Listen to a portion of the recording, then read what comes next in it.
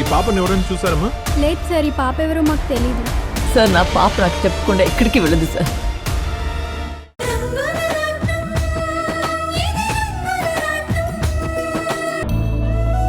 ఆది, ఇప్పటికైనా చెప్పరా, ఎక్కడికి వెళ్తున్నావు? చెప్పాను కదమ్మా, మా ఫ్రెండ్ వాళ్ళ ఇంటికని. నాకు తెలియని ఫ్రెండ్స్ ఎవరున్నారా నీకు?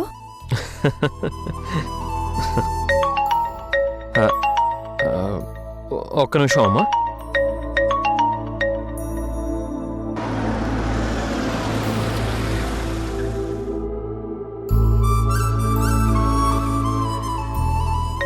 ఒక్క నిమిషం. చెప్పొద్దునా? వచ్చేస్తున్నాం, దగ్గరలోనే ఉన్నాం వదినా. ఎంత? ఇంకో 5 నిమిషాలు అంతే. నువ్వు ఫోన్ పెట్టేసేలోగా మేము అక్కడ ఉంటాం చూడు. నిజం చెప్పరా, నన్నెక్కడికి తీసుకెళ్తున్నావు? అమ్మా, అది రామన్నయ్య కొత్త బిజినెస్ మొదలుపెట్టాడు. కంపెనీ ఓపెనింగ్కి నిన్ను తీసుకొస్తానని చెప్పానమ్మా. అందుకే.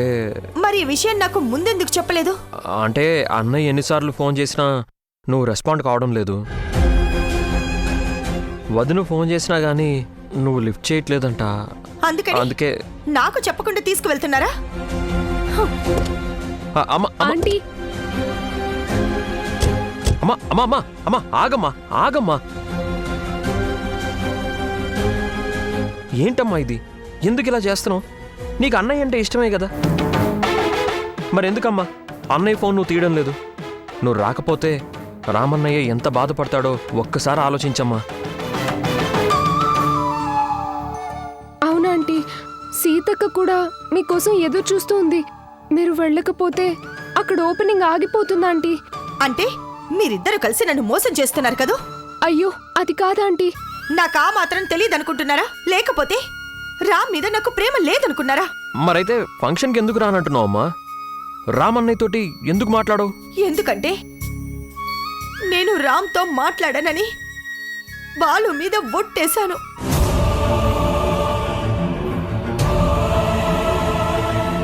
ఆ సంగతి నీకు చెప్పాను కూడా, అయినా నన్ను మభ్యపెట్టి ఇక్కడి దాకా తీసుకొచ్చావు. అమ్మా, బాలు అన్నయ్య ఏదో అన్నాడని చెప్పి నువ్వు రామన్నయ్యతో మాట్లాడనంటే ఎలా అమ్మా? బాలు అన్నయ్య ఎందుకు ఇలా చేస్తున్నాడు నీకు ఆ మాత్రం తెలీదా అమ్మా? తెలుసు, కానీ నేను వాడి మీద ఒట్టు వేశానురా. ఇచ్చిన మాట వేసిన ఒట్టు దాటకూడదు. అమ్మా, అన్నయ్య.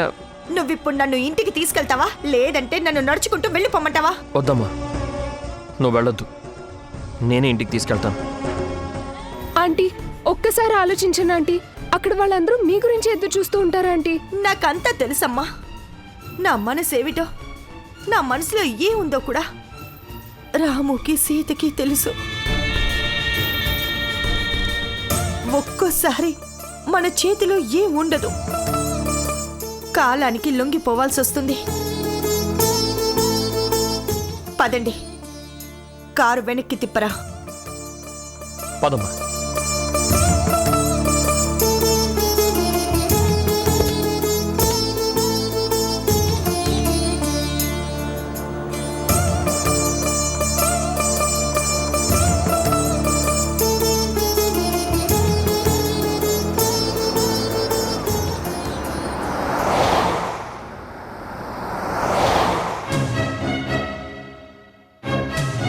చూసావా శశి, వాళ్ళు కారు వెనక్కి తిప్పారు.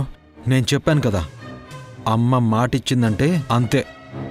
అందుకే ఆ రోజు ఒట్టు వేయించుకున్నాను.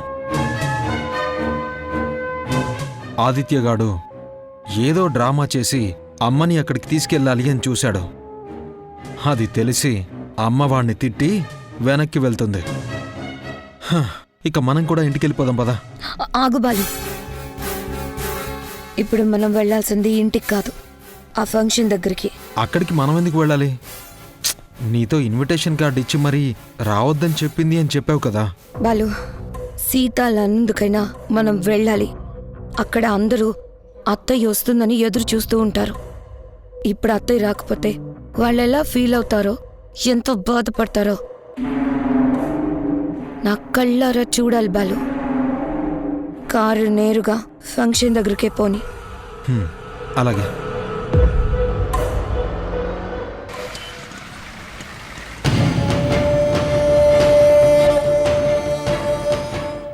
ఏంటి సీత వీళ్ళు ఇంకా రాలేదు? శశి వాళ్ళు ఏమైనా ఆపారంటావా? లేదండి, ఆదిత్య శైలు అత్తమ్మని తీసుకుని బయలుదేరామని చెప్పారు. ఏదైనా ఉంటే ఇంటి దగ్గర ఆపుతారు గాని బయలుదేరిన తర్వాత ఆపరు కదా. అది నిజమేలే.